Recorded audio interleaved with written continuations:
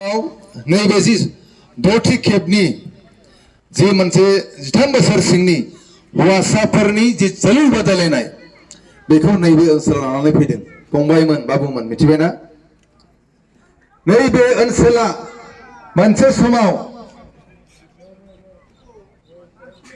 extremist थाग्रा बा सोमावसारग्रा जायफोर संग्रामि मानसिफोर बिथांमोननि थाग्रा सेफ हेवन बायदि मोनसे ओनसोलमोन मानो होनोबा ओरै नांगोल दै ओरै बिमा दै बेखायनो पुलिस आर्मिफ्रा थाब थाब नैबे ओनसोलाव थाफैनो हायामोन जोंनि बिदाफोरा नैबे हालामाव थानानैनो संग्राम खालामदोंमोन हाथियारनि संग्राम खालामदोंमोन सोलोंथाइ बिथिङाव जौगासार जानो हायाखैमोन बेबायदिनो मोजां बेबायदि नोङो अनुस्थान गैयामोन देहानि बिथिङावबो सोलोंथाइ बिथिङावबो गोबां नैबे ओनसोलनि जोंनि सुबुंफोरा बर' रायजो राजाफ्रा जोबोद खस्थ' मोननो गोनां जादोंमोन नाथाय बे थासारिया दिनै फैयै फैयै दिनै 2020 27 जानुवारियाव जि शान्ति सुक्ति जाबाय जि बिटिआर रेकर्ड जाबाय बेनिफ्राय बिटिआर बा बड'लेण्ड हालामाव जेरैबायदि शान्तिया गायसन जादोंमोन बेबायदिनो नैबे जोंनि अग्रि फाथाबारि हालामावबो बेबायदिनो शान्तिया बेयाव फैदों शान्तिया फैदों नाथाय शान्तियाव जों मा खालामगोन शान्तिखौ जोङो बोरै बारहोगोन शान्ति होननानै जों उन्दुनानै बारहोगोन नामा शान्ति होननानै जोङो माबा मोनसे खालामनानै बारहोगोन नामा तास गेलेनानै लुदु गेलेनानै मबाइल नायनानै जों बारहोगोन नामा बाबुमोन मिथिबायना बेखायनो दुलाराय बर' फरायसा आफादा जोंनि इयुन जोलैखौ फारफ्रोमबो बिथिङाव थिग खालामनो थाखाय दिनै बड'फा गेजेरारि मावसोरायनाय मावथांखिनि बारै बेबायदिनो हौवासाफोरनि थाखाय आरो थांनाय बोसोरनिफ्राय दुलाराय बर' फरायसा आफादा हिनजावसाफोरनि थाखायबो 13 बोसोर बैसोसिमनि बेबायदि गेलेनाय हाबाफारिखौ जोंनि गेजेराव कम्पिटिशन मोनसे जोंनि गेजेराव मोजां गेलेनायखौ लाबोनो थाखाय जोङो मिशन मोनसे फोसावनानै बे बिथिङाव दिनै हाबा मावगासिनो दङ एसे सिगां जों नुदोंमोन जोंनि गामिफ्राव मा खेला जायो अमा खेला दाउ खेला फैसानि खेला बेबायदि जायो हरनि 12टा गाहामाव ट्राइ बेकार जानाय दङ ट्राइ बेकार खालामो जुवा खालामो गेलेनायखौ जों बेनिफ्राय दिनै उद्धार खालामनो थाखाय जोंनि फंबायमोनखौ गेबें लामा दिन्थिनो थाखाय 13 बोसोर बैसोसिमनि बेबायदि जोलुर बादायलायनायखौ जोङो दिनै हौवासाफोरनि थाखाय आरो हिनजावसाफोरनि थाखाय जोङो दिनै लानानै फैबाय बेबायदिनो दिनै दुलाराय फरायसा आफादा बड'फा एफसि मुङैबो मोनसे क्लाब बानायनानै दाखालि नोङो स्टेटआव मोनसे नोङो जुनियर मोनसे बेवहाय नोङो कम्पिटिशन टुर्नामेन्टआव बे बाहागो लाबाय जोंनि बड'फा एफसिआ दिनै इन्डिया लिगआव गेलेनो थाखाय थाम थिम जागासिनो दङ बेबायदि 13 बोसोर बैसोनिफ्रायनो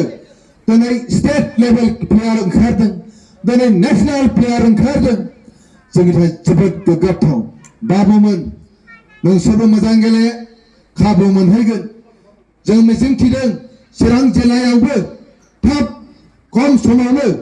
जोंबो मोनसे चिरां फुटबल क्लाब जाहाथे जों खालामनो हायो चिरांनि मोजां जोंनि गेलेगिरिफोरखौ जों जाहाथे मोनसे प्लेटफर्म होनो हायो जों बेखौ मिजिं खालामदों माग्रां नोंथांमोन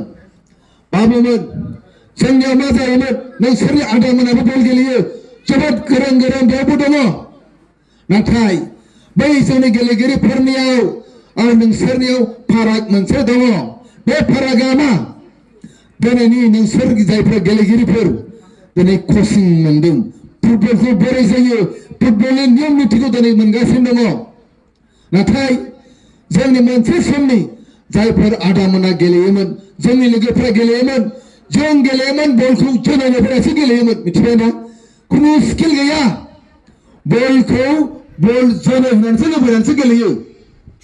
बेवनो रागाबो जोंलायलायगोन बुलायगोनबो स्किल गैया टेकनिक गैया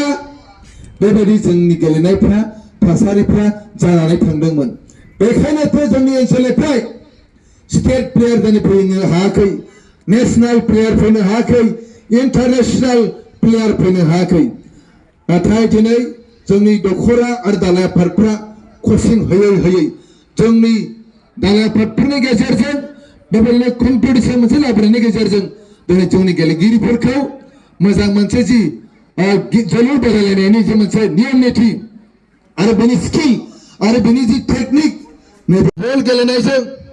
गोबां जोंनि जोहोलावजोफ्रा दिनै केरियार दानो हादों